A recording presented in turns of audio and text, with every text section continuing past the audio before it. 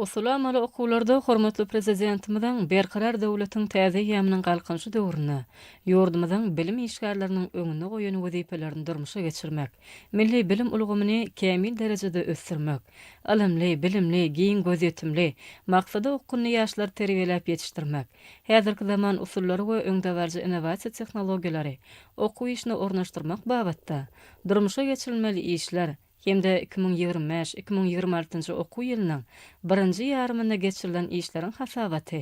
2026 ýylda öňde durýan wezipeler ara anyk maslahatlaşylýar. Häzirki zaman bilim ulgamyna laýyklykda işlemeň ugurlaryny öwrenmekde düýpli ugurlar boýunça çykyşlara uly orun berilýär.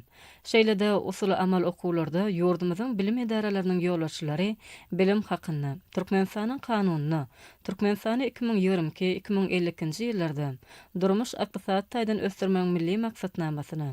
Türkmenistana umumy bilim maksatnamalary boýunça okutmaň usuliýetini kämilleşdirmeň 2028 ýyla çenli konsepsiýasyna we onu amala aşyrmak boýunça ýerine ýetirilmeli çäreleň meýnamasyna, bilim ulgamyna degişli kabul edilen beýleki konsepsiýalara, Türkmenistana umumy bilim edaralarynyň döwlet bilim we mektebe çenen döwlet bilim ölümlerine laýyklykda okuw tirýeçilik işlerini döwrüwap guramak boýunça alınıp berlen işleri ara anyp maslahatlaşyldy. We dörezjilikli, netijeli işleýän işgärler mugallimçilik iş tejribeleri boýunça tejribe alşyldy.